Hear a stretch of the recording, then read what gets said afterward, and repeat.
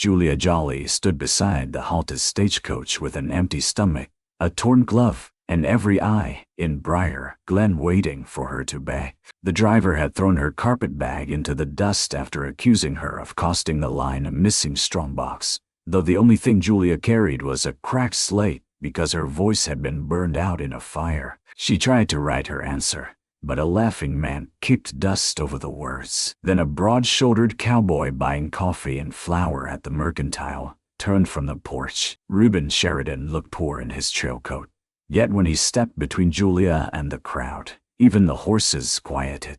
"Before we begin, leave your country name below and tell me where this western night is reaching you. Subscribe if stories of rejected brides, protective cowboys, and hard-earned love keep you listening." The stagecoach bell had not stopped trembling when Julia Jolly learned that a town could turn colder than a winter creek. She had ridden on the rear step from Willow Crossing to Briar Glen, holding tight to the brass rail while the wind pulled at her brown skirt and the dust crawled into her sleeves. She was not a passenger. Passengers had tickets, trunks, and opinions they were allowed to speak aloud. Julia had a slate, one small carpet bag, and a debt paper folded inside her bodice like a thorn pressed against the heart. When the stagecoach rolled into Briar Glen, she stepped down first to unhitch the relay team, because that was the work she had done for 6 months after her family's homestead burned. She fed horses, swept platforms, lifted mail sacks, washed blood from seat cushions when the roads got rough, and slept beside the stove at whatever station would let her. Men called her the silent stagecoach girl, sometimes with pity, sometimes with a grin that made pity feel cleaner. But that morning, the strongbox was missing. Mr. Orden Pike, the stage line agent, came out of the office red-faced, his pocket watch chain trembling against his belly. He pointed at Julia before he had counted the mail. "There she is," he shouted. The jolly girl was alone with the box at dawn. "She cannot answer for herself, can she?" A few people laughed. "Not many. Just enough." Julia lifted her slate. Her fingers shook as she wrote. "I never touched it." Pike snatched the slate, read it, and held it up so that townspeople could see. "She never touched it, she says. Well, ain't that convenient? A girl who cannot talk can lie without hearing herself do it." The words struck harder than a slap. Julia's throat tightened around the old scar inside, the place smoke had ruined when she had screamed for her father in the burning cabin and breathed flame instead of air. She had not been born silent. She had lost her voice trying to save a man who did not live. A woman near the church steps whispered, "Her father owed half the county when he died." Another answered, "That's running blood." Julia bent to pick up her carpet bag, but Pike kicked it away from her shoe. "You are finished with this line," he said, "and if the strongbox is not found by sundown, I will send the sheriff after you." She looked toward Sheriff Dale Merritt, standing by the hitching post with his tomes hooked in his belt. He had known her father. He had eaten her mother's biscuits once when Julia was 12. He looked down at the mud on his boots. A bitter heat rose behind Julia's eyes. Then another voice cut across the square. How much was in the strongbox? The voice was quiet, deep, and roughened by distance. Not loud, not pleading. It carried because it did not waste itself. Everyone turned. A cowboy stood on the Mercantile porch, with a sack of flour over one shoulder and a tin of coffee in his hand. His hat brim shaded most of his face, but Julia saw the line of his jaw, the dark beard cut close, and the eyes that looked not at the crowd first, but at her. He wore trail-dusted clothes, patched at one elbow, and boots marked by hard miles. Nothing about him announced importance. Yet he stood as though the earth had already agreed to hold him. Orrin Pike puffed up. "That is stage line business. Then keep your business out of the street," the cowboy said. A murmur passed through the square. A stranger answering Pike in public was entertainment, but a poor-looking stranger answering Pike was close to foolishness. Pike narrowed his eyes. "And who might you be?" "Reuben Sheridan." The name moved through town and died without recognition. Julia had never heard it either. Pike lifted his chin. "Well, Mr. Sheridan, this girl was discharged for cause. Was she try?" She cannot speak. That was not my question. The quiet in the square changed. It became sharper. Julia clutched the strap of her carpetbag. She did not want another man fighting for her just to feel noble for a morning. Pity always came with a price, and she had paid enough. Reuben stepped down from the porch. Where is her pay? Pike blinked. Her pay? You said she worked for the lie. If she is discharged, pay what she is owed. She owes the line for meals, bedding, and damages. Julia shook her head hard and wrote on her slate 3 months' wages. But Pike had already taken the slate. Reuben reached out one hand, not fast, not threatening, just certain. Pike hesitated, then gave it over. Reuben read her words, and something in his expression darkened. 3 months, he said. That is disputed. Everything seems disputed when the person owed cannot shout. A woman gasped. Someone near the blacksmith muttered that the stranger had courage or no sense. Pike stepped closer. You mind yourself. That girl came out of a burned place with no family, no money, and a father's note hanging over her. Leif Cutler has already bought the jolly debt. If he wants her work to settle it, he has the law behind him. At the mention of Leif Cutler, several faces shifted. Julia noticed it, because she had learned to read people the way other folks read newspapers. Leif Cutler owned the North Range, the slaughter pen, 2 saloons, and half of Ornan Pike's courage. He wanted the strip of land where the jolly cabin had stood. Folks said it was useless, all stones and ash, but her father had sworn there was water under it, deep and steady. Reuben looked at Julia then. Do you owe Cutler your labor? She wrote. My father owed money. I did not sigh. Reuben turned the slate around for the sheriff to read. Sheriff Merritt cleared his throat. A child cannot inherit bondage. I am not a child, Julia wrote quickly, pride burning through the fear. Reuben read it, and for the first time, the corner of his mouth moved. Not a smile, almost respect. No, he said softly. You are not. The church bell rang once, though it was not yet noon. The sound rolled over the square, and Julia saw Mrs. Abel, the minister's wife, watching from the church steps with her lip pressed thin. Briar Glen liked sinners better after they confessed. Julia had no confession to give, and no voice to give it with. Pike spat into the dirt. Take her side if you want, Sheridan, but no decent house in this town will feed a thief. Julia's hunger twisted so suddenly, she almost bent over. She had not eaten since yesterday's heel of bread. Reuben saw it. He looked toward the mercantile keeper. Mr. Bell, add beans, bacon, coffee, flour, sugar, and a wool blanket to my bill. You got money for all that? Bell asked. Reuben reached into his coat and laid a gold coin on the porch rail. The square went silent. Not silver, gold.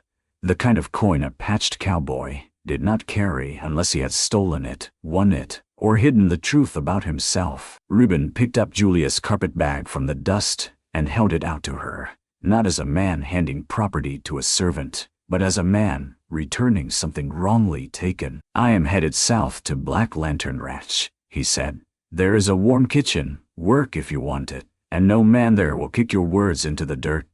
Julia stared at him. Work, warmth, shelter, 3 mercies, 3 dangers, she wrote slowly. Why? Reuben read the question. His face closed for a moment, as if the answer stood behind a locked door. Then he said, because once I looked away when I should have stepped in.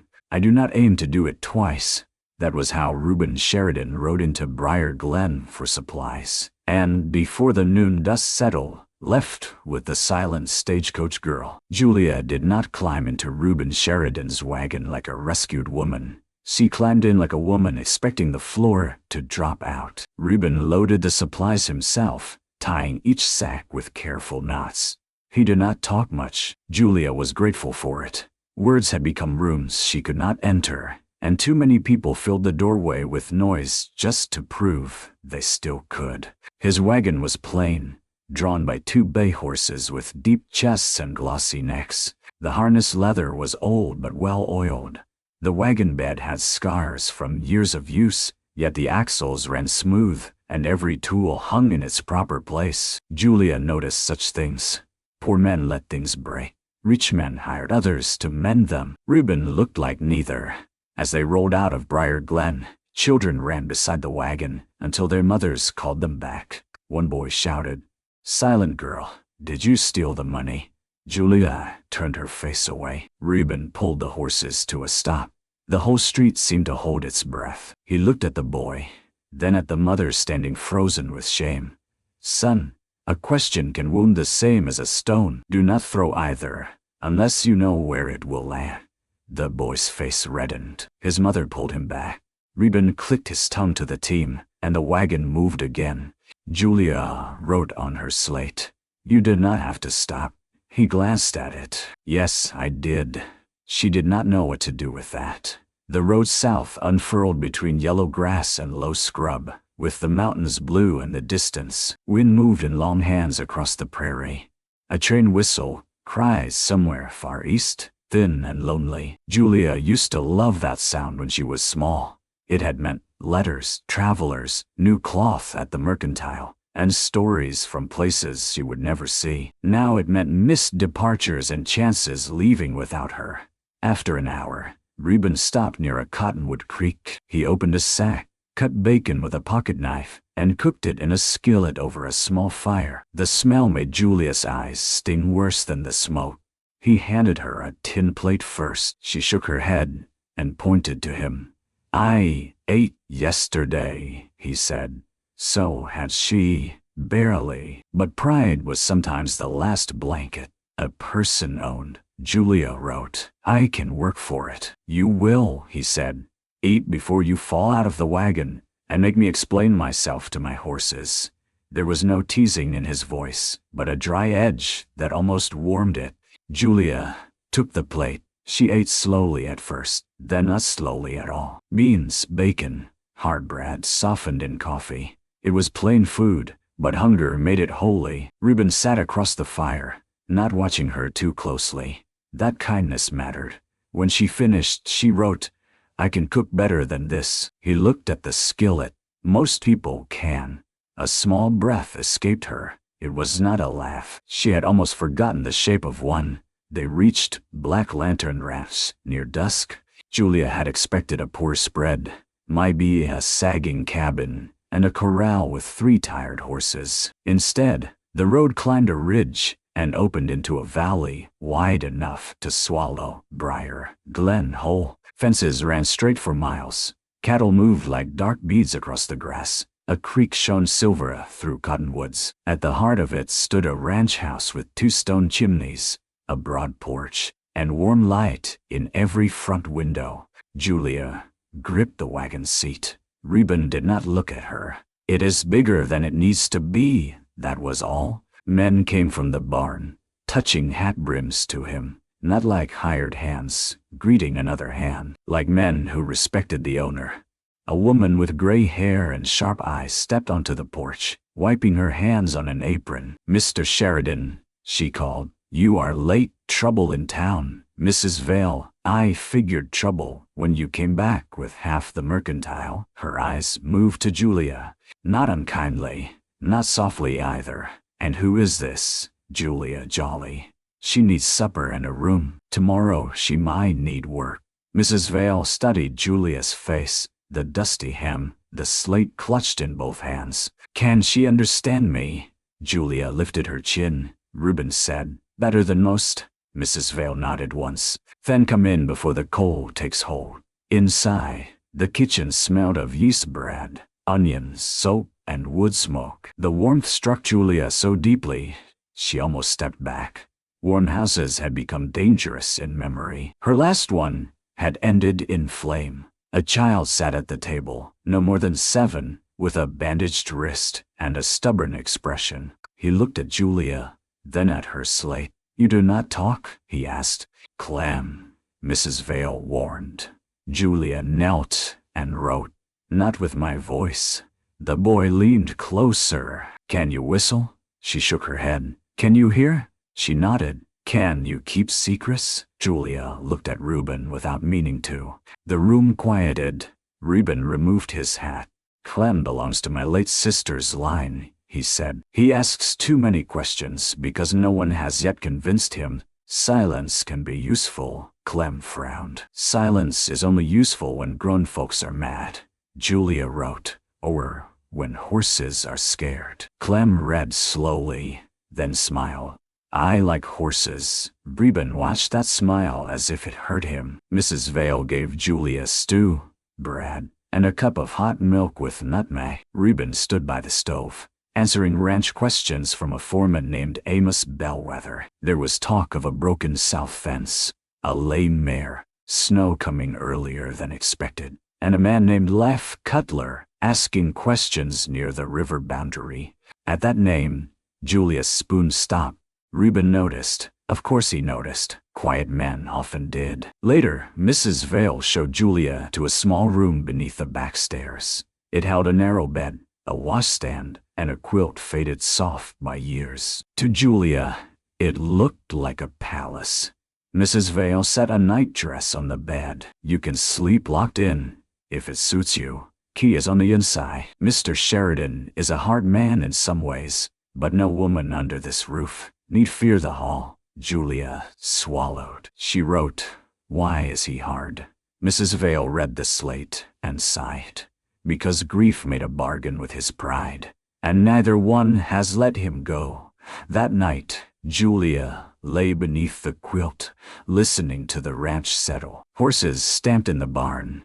Wind pressed at the window. Somewhere below, Reuben's steps crossed the kitchen, slow and restless. She thought of Briar Glen, of Pike's accusation, of the sheriff's lowered eyes, of the strongbox she had never touched. Then she thought of Reuben stopping the wagon for a child's cruel question.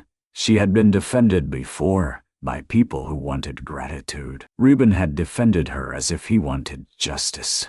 That was different, and difference, Julia knew, was the first dangerous warmth before trust. Morning at Black Lantern Ranch began before the sky had chosen its color. Julia woke to a bell in the kitchen and the smell of coffee thick enough to stand on. For one startled moment, she forgot where she was and reached for the bucket that used to sit beside her bed after the fire. The bucket she kept in every room because sleep could not be trusted. Her hand found only quilt. She sat up shaking. Then she heard Clem laughing below, Mrs. Vale scolding him for stealing a biscuit, and Reuben's low voice asking whether the east pasture gate had been mended. A house alive, a house unburned. Julia dressed quickly in her own brown skirt and the clean apron Mrs. Vale had left hanging on the peg. In the kitchen, she found a mountain of work waiting and felt almost glad. Work had rules. Work did not ask her to explain the shape of her sorrow. Mrs. Vale handed her a bowl. Can you knead bread? Julia nodded. Can you keep accounts? Julia nodded again. Can you read bad handwriting? Julia tilted her hands side to side. Mrs. Vale almost smiled. Then you are no worse than I am. By noon, Julia had kneaded bread, peeled potatoes, soothed Clem's temper, mended a split sleeve for Amos, and written a clean inventory of pantry goods in a hand so neat Mrs. Vale stared at it for a full minute. Stage line wasted you, she said. Julia wrote, They fed me sometimes. Mrs. Vale's mouth tightened. That is not the same as valuing a person. At dinner, Reuben came in with mud on his boots and cold in his coat. He stopped when he saw the table. Julia had made stew with dumplings instead of plain beans, sliced pickled beets, and set coffee hot beside his place before he asked. He looked at the food, then at her. You said you cooked better, Julia wrote. I did not say how much better. Clem laughed. Even Mrs. Vale turned away with a cough that might have been amusement. Reuben ate 2 bowls and said nothing until the end. Then he set down his spoon. That was good. The praise was plain, almost clumsy. Julia liked it better for that. Days gathered. Julia learned the ranch rhythms. Reuben rose early, rode hard, returned late, and kept ledgers after supper by lamplight. He owned more than cattle. She saw papers bearing the names of freight lines, rail contracts, land deeds, bank shares. Hidden fortune was folded into ordinary envelopes across his desk. Yet, He wore patched coats and counted nails before ordering more. Men in town would have called him a tycoon if they knew. Reuben seemed to treat wealth like a loaded gun, useful, dangerous, and best kept out of sight. Julia did not ask. He did not explain. Instead, trust grew through smaller things. A mare foaled during a sleet storm, and Julia held the lantern while Reuben knelt in straw. His sleeves rolled to the elbow, speaking to the frightened animal with a gentleness he never spent on himself. The foal came weak, legs folded wrong beneath it. Reuben worked for an hour, rubbing life into the small body, while Julia warmed towels near a brazier. When the foal finally shuddered and breathed strong, Reuben closed his eyes. Julia saw his hand tremble. She wrote, "You were afraid." He looked at the words too long. "Only a fool is never afraid." "Of what?" she wrote. He wiped straw from his sleeve, losing what is helpless. She did not press, but the answer stayed with her. Another day, Clem fell from a fence and split his lip. He came in roaring, blood bright on his chin. Reuben froze at the sight, not for long, just a breath. But Julia saw it. Mrs. Vale reached for cloths, but Julia got there first. She guided Clem into a chair, gave him a spoon to grip, and pressed a clean rag to the cut. Clem sobbed. "Am I dying?" Julia wrote, "Not unless you keep shouting. Save strength." Clem hiccuped and read it twice, then laughed through tears.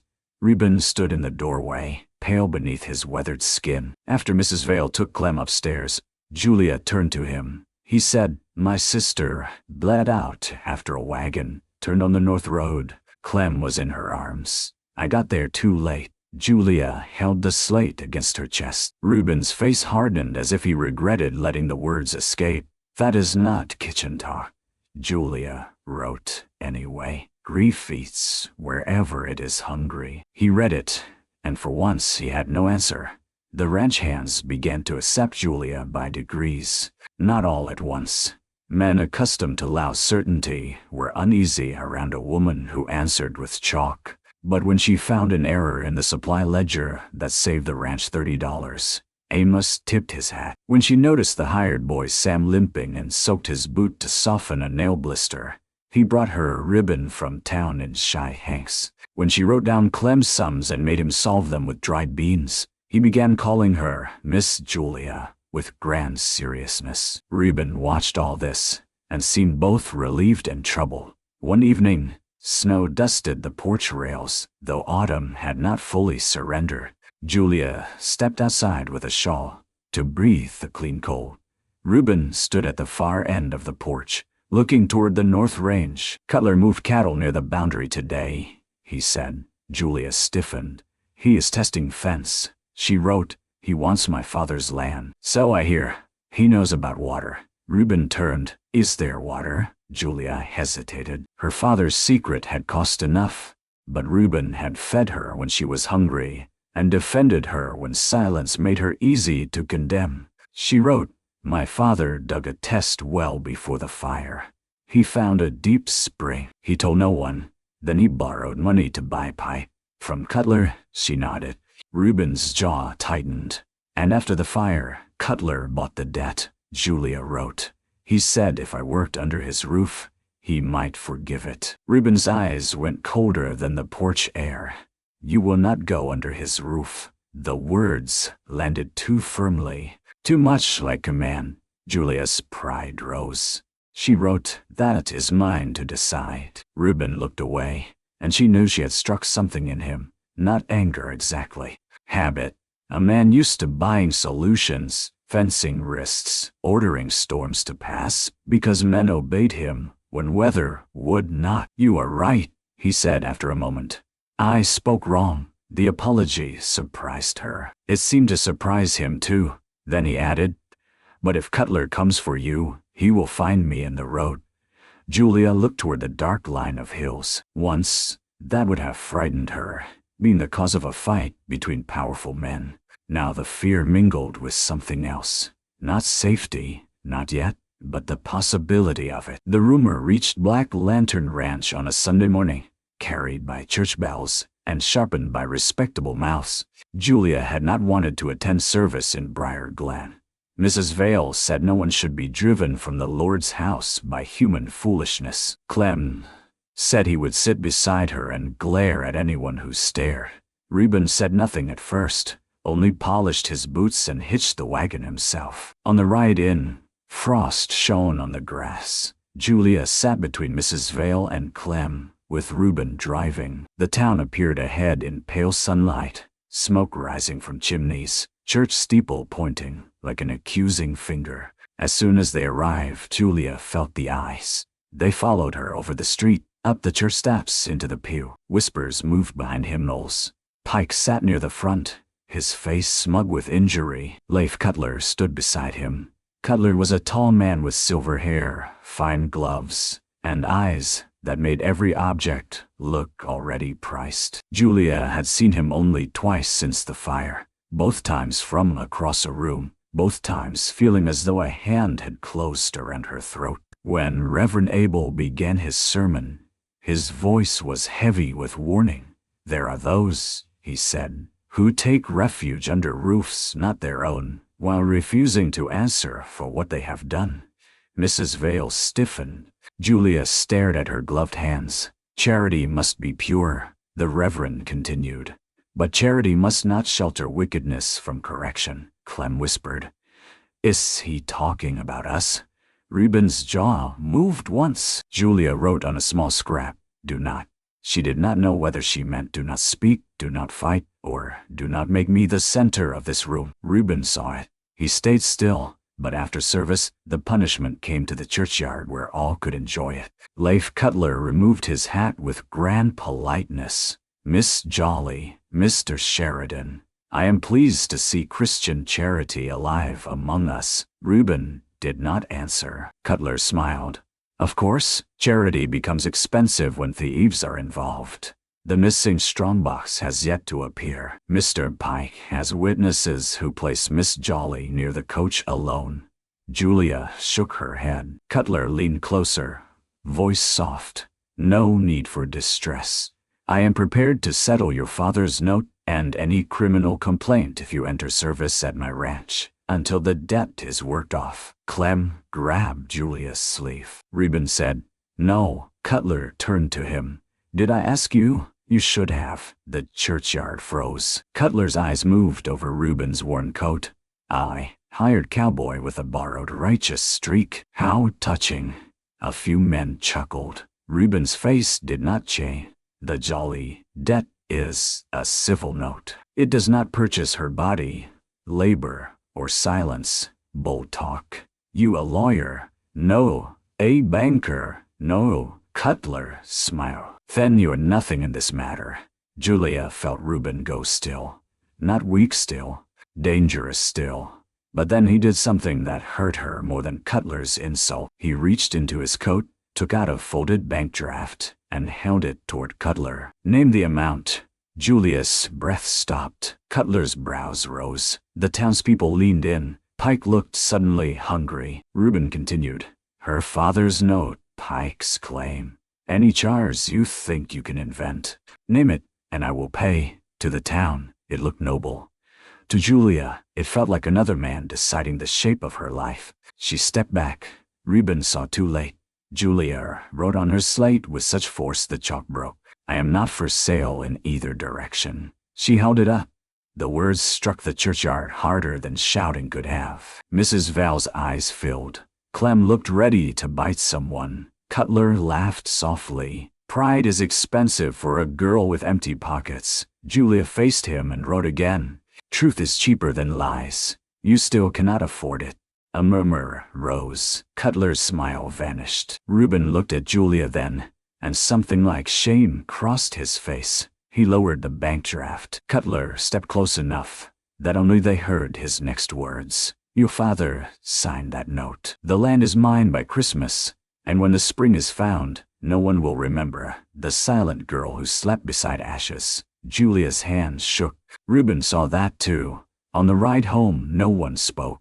Even Clem understood the silence had weight. At the ranch, Julia went straight to the pantry and began scrubbing shelves that were already clean. Reuben came to the doorway near dusk. I was wrong, he said. She kept scrubbing. I thought paying would end it. She wrote without looking at him, for you. He flinched. I know. She turned then. The room smelled of vinegar and apples. Her eyes burned, but not from either. She wrote, men like Cutler steal by force. Men like Pike steal by accusation. You tried to steal by rescue. Reuben read it. He took the blow because it was true. I buried my sister because I did not spend money soon enough, he said. Road was washed out. Doctor was 20 miles away. I had men, horses, silver in a safe, and none of it where it needed to be. Since then, I have trusted money more than prayer and orders more than hope. Julia's anger faltered. He looked older in the pantry light. When I saw you in that street, I saw another person I could fail. I reached for the thing I know how to use. She wrote slowly. I need justice, not purchase. Yes. And then, after a hard pause, he said, teach me the difference before I do worse. That was not a line spoken by a perfect man. It was rough. It was humble enough to hurt. Julia wished she could answer aloud, because chalk felt too small. She wrote, start by asking me what I want. Reuben nodded. What do you want, Julia Jolly? No one had asked her that since before the fire. Her answer took a long time.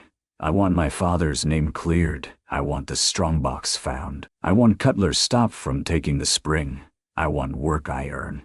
I want Clem not to hear people call me thief. I want to sleep without smelling smoke.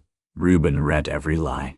Then he folded the paper and handed it back, as though it were a contract. We start there, he said. The next morning they went to the burned Jolly homestead. Snow began falling before noon, small and dry. Reuben, Julia, Amos, and 2 ranch hands rode north, following the old freight road past cottonwoods and gullies. Julia had not returned since the day she buried her father behind the chimney stones. When the blackened foundation came into view, she nearly lost her seat. Reuben reached toward her, then stopped before touching, asking without words. Julia nodded once.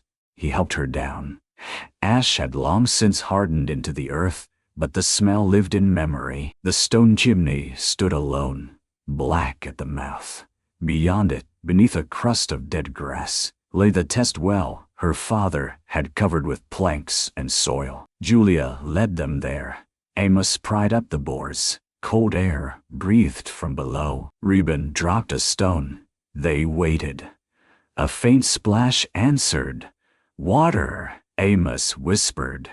Reuben looked toward the ridge. Cutler knew.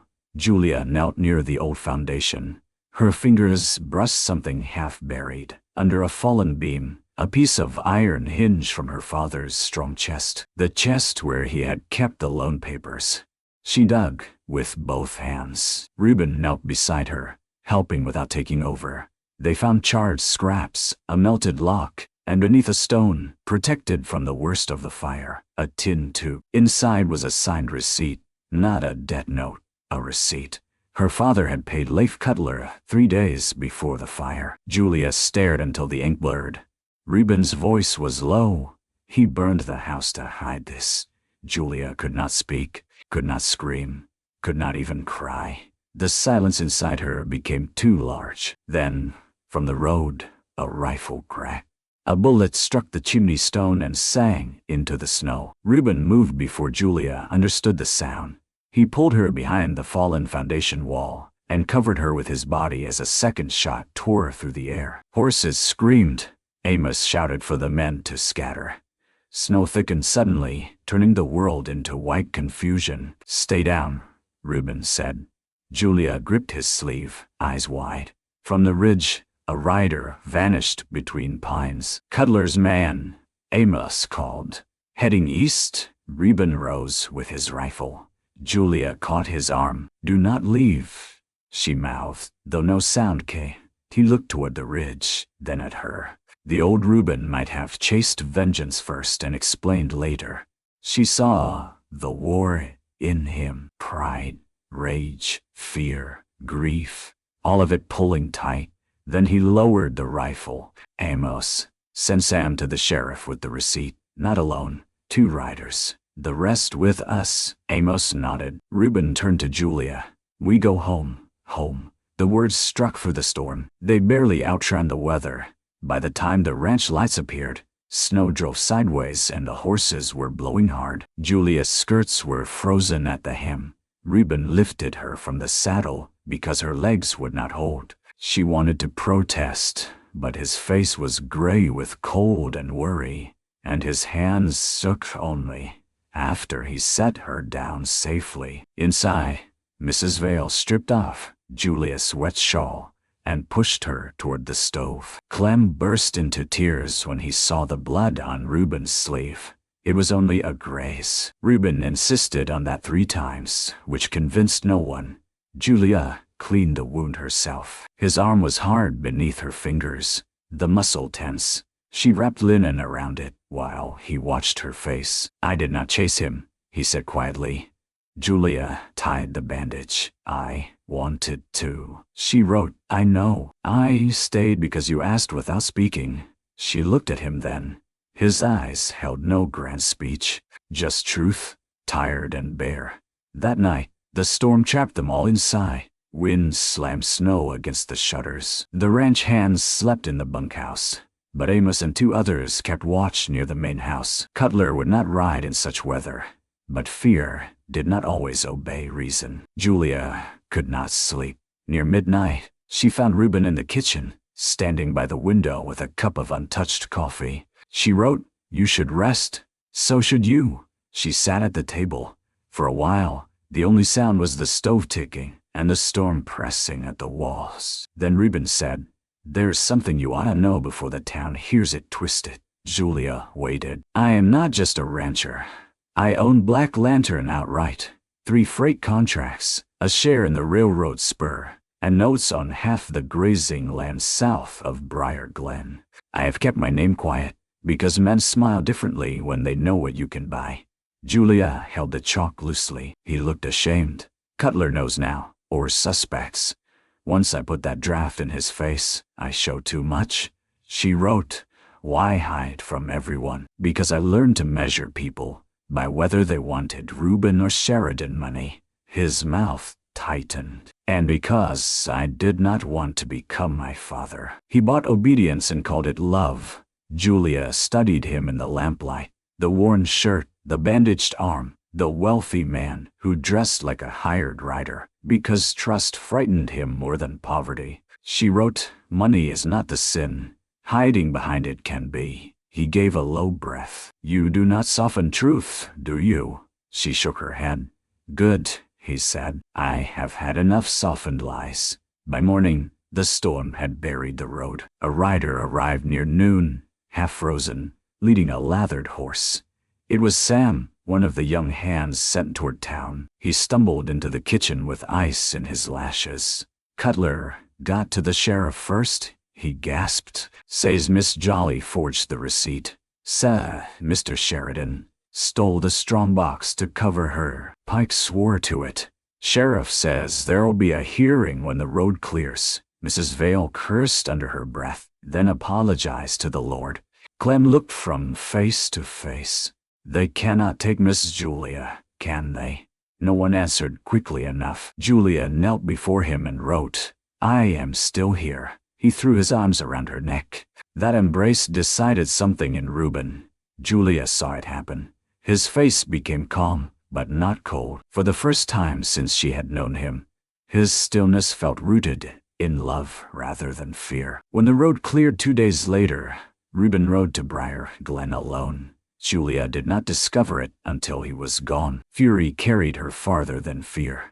She saddled the gentlest mare, despite Mrs. Vale's protests, and rode after him with Amos close behind. The sky was a hard, bright blue over fields of broken snow.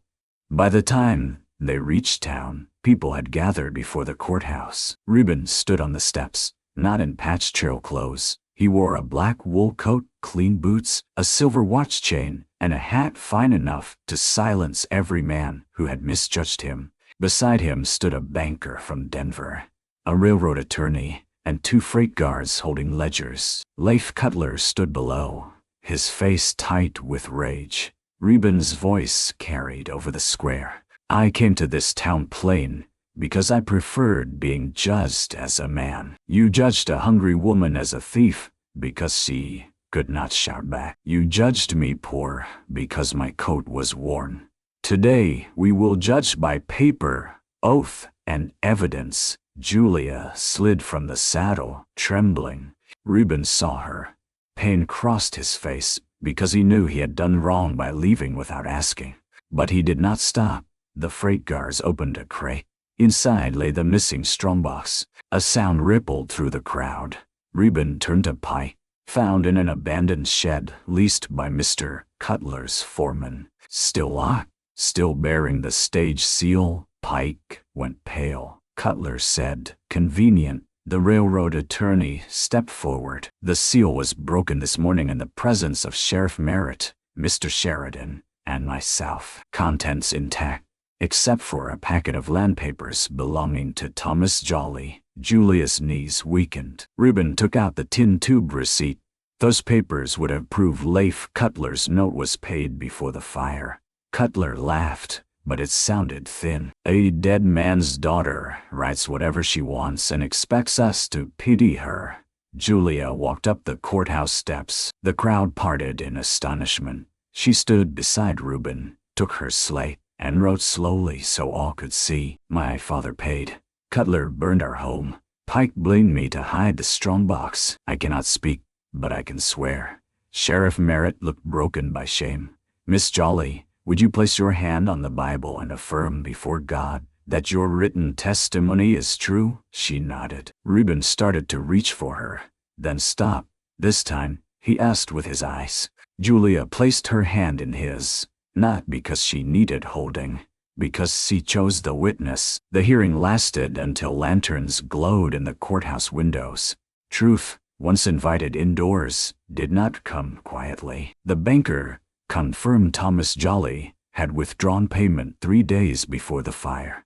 The freight guards testified that Cutler's foreman had hidden in the strongbox. Sam, shaking but brave, swore he had seen that same foreman riding from the Jolly place the day smoke rose over the ridge. Mrs. Abel, pale and tearful, admitted Pike had told her to urge the Reverend toward a sermon on wicked charity before any proof was offered. Then Orrin Pike broke. He did not break nobly. He broke because Reuben's attorney laid out prison, fraud, and ruin in words neat as coffin nails. Pike confessed that Cutler had ordered the strongbox hidden, and Julia blamed, knowing her silence would make her easy prey. Cutler had wanted the spring before the railroad spur came through. Water meant cattle. Water meant freight. Water meant a fortune beneath ash. Leif Cutler tried to leave. Sheriff Merritt blocked the door. For one long moment, Briar Glen watched the man who had priced them all discover that money could not buy every exit. Cutler looked at Reuben with hatred. "You think you are different from me because you dress your power in mercy." Reuben did not answer at once. Then he said, "No, I know I could have become you. That is why I'm grateful someone stopped me." His eyes found Julia. The courtroom turned toward her, and for the first time, the attention did not feel like a noose. It felt like witness. Reverend Abel stood, voice trembling. "Miss Jolly, I wronged you from the pulpit. I ask forgiveness before this town and before God." Julia looked at the man who had made holiness feel like a locked door. She thought of hunger, shame, smoke, and all the mornings she had swallowed words until they cut. She wrote, "Forgiveness is not forgetting. Start by telling the truth next Sunday." The Reverend bowed his head. "I will." When the court dismissed, no one laughed. No one called her thief. People stepped aside with eyes lowered, not because she had become rich or loud, but because truth had stood up in her handwriting and refused to sit down. Outside, snowmelt dripped from the courthouse roof. The night smelled of wet wood, horse sweat, and lantern oil. Clem ran to Julia and hugged her waist as if the verdict had returned her from a war. "Can she come home now?" he demanded. Mrs. Vale wiped her eyes. "Mind your manners. Miss Julia chooses where she goes." That sentence, simple as bread, opened a door inside Julia. Reuben stood a few feet away, hat in his hands. Without the courtroom around him, he looked less like a tycoon and more like the man who had cooked poor bacon by a creek and admitted when he was wrong. "I left for town without asking you," he said. "I told myself it was to protect you." "It was pride wearing a better coat," Julia wrote. "Yes." He gave a pained smile. "I deserve that." She wrote again. "You came back to the road when I asked. You learned. I am still learning." Snow slid from a roof somewhere nearby and fell with a soft thud. Reuben took a folded paper from his coat. "The jolly land is clear. The D is yours. The spring is yours. Cutler's claim is dead." Julia stared at the paper. "I also spoke with the railroad attorney," he continued. "They want to lease water rights for the spur. Fair price, your choice. No pressure from me." She looked at him sharply. He lifted both hands a little. "I am asking, not arranging." A smile touched Julia before she could stop it. Then she wrote, "What if I want to work at Black Lantern and rebuild my father's place slowly? Then we will draw wages fair. What if I want Clem to visit the spring? He will fall in it within 10 minutes. But yes, what if I want Mrs. Vale to teach me that apple cake? She will pretend the recipe is secret until you flatter her twice." Julia's smile deepened, then faded into something more tender and frightening. "What if I want you to stop hiding, whether you are rich or lonely?" Reuben went still. Around them, townspeople moved quietly through the square, giving them space without quite meaning to. A train whistle sounded in the distance. The same lonely cry, Julia had once thought, meant every chance leaving without her. Reuben stepped closer. "Rich is easier to admit, and lonely," she wrote. His voice roughened. "Lonely has been my house longer than Black Lantern." Julia's fingers trembled over the slate. He continued, "I will not ask you for gratitude. I will not buy your yes. I will not pretend I know how to love without making mistakes. But if you choose to come back to Black Lantern, I would like it to be because it is home. And if, someday, you choose me, I would spend the rest of my life learning how to be worthy of that choice." The chalk slipped in Julia's hand. All her life since the fire, people had treated her silence as emptiness. Reuben had learned to hear it as a place where truth gathered. She wrote only 3 words, "Ride me home." Reuben read them, and the breath he released looked almost like prayer in the cold. They returned to Black Lantern beneath a sky, bright with winter stars.